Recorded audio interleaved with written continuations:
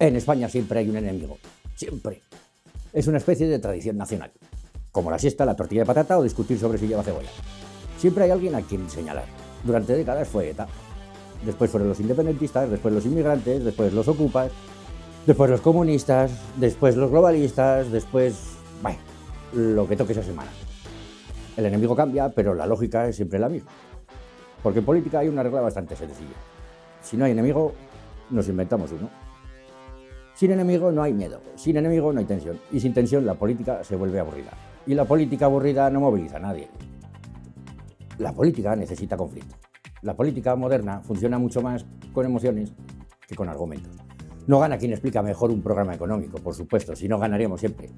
Gana quien consigue activar emociones fuertes, miedo, indignación, rabia, y para activar esas emociones necesitas algo muy concreto. Un enemigo, alguien a quien culpar, alguien a quien señalar, alguien que represente el problema. La política simplifica el mundo. Y la forma más sencilla de simplificar el mundo es dividirlo en dos partes. Nosotros y ellos. Es un mecanismo muy antiguo. Tan antiguo que probablemente lo utilizaban ya en las tribus prehistóricas. Pero nosotros somos los buenos.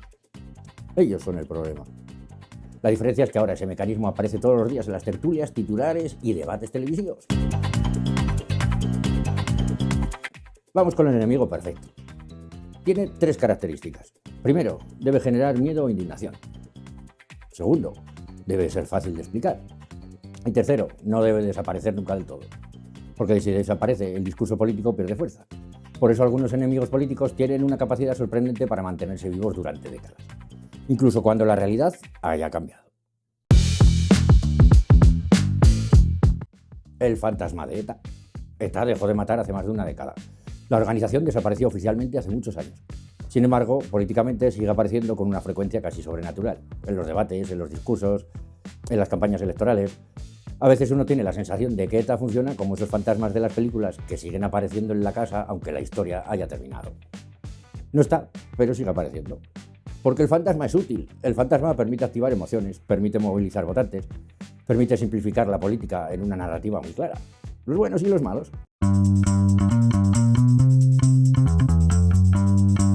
La memoria selectiva. Esto no significa ignorar la historia, ni olvidar el terrorismo, pero sí significa reconocer algo evidente. La memoria política muchas veces es selectiva. Se recuerda lo que resulta útil recordar y se olvida lo que resulta incómodo.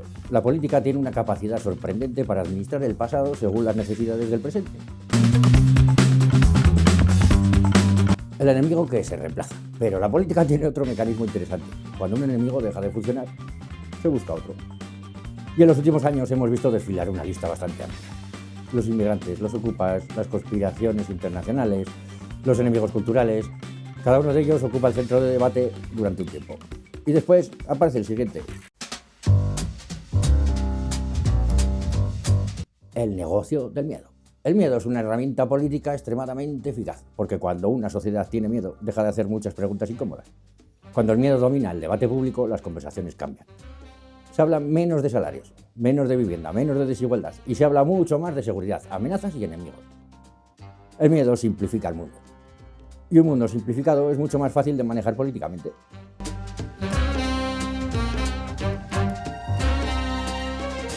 Los medios y la amplificación. Aquí entran en juego los medios. Los medios no inventan necesariamente el enemigo, pero sí lo amplifican.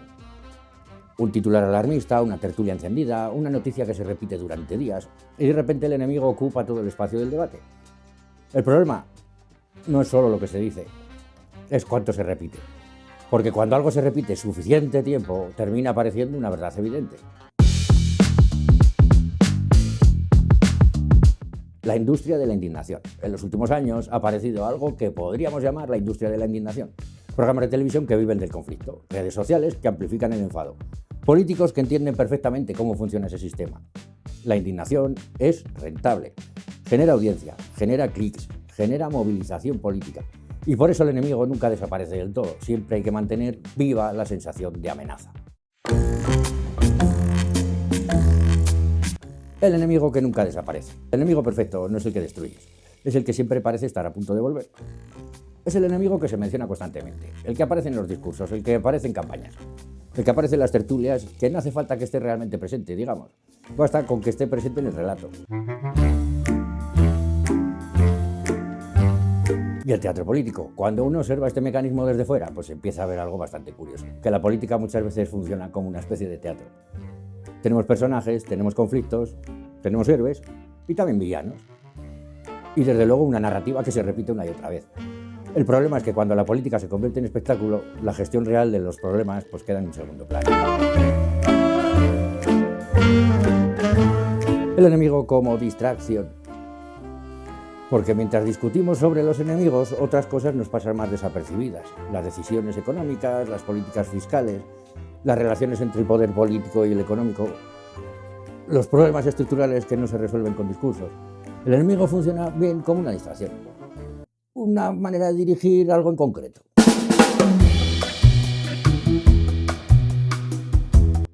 Así que la pregunta final, si cada cierto tiempo aparece un nuevo enemigo, ¿qué ocurriría si durante un tiempo dejáramos de hablar de enemigos? ¿Qué ocurriría si el debate público se centrara en cuestiones mucho más incómodas? Salarios, vivienda, desigualdad, el poder económico. Quizá descubriríamos algo bastante sorprendente, que muchos de los problemas más importantes del país no tienen nada que ver con esos enemigos que aparecen constantemente en el debate político. La política necesita emociones, necesita tensión, necesita conflicto, y por eso el enemigo nunca desaparece del todo. Porque sin enemigo, la política se vuelve más complicada. Hay que explicar problemas complejos, hay que debatir soluciones difíciles y hay que hablar de poder real. Y eso, curiosamente, es mucho menos emocionante que señalar a alguien y decir, ese es el problema. Por eso en España y en muchos otros lugares el enemigo siempre vuelve. A veces cambia de nombre, a veces cambia de rostro, pero la función es siempre la misma. Mantener viva la sensación de amenaza. Y mientras miramos hacia el enemigo, quizá dejamos de mirar hacia otro sitio, hacia donde muchas veces se toman realmente las decisiones. Y si te ha gustado el vídeo, dale al like, compártelo y deja en los comentarios lo que te parezca. Gracias por estar ahí y nos vemos en el siguiente vídeo.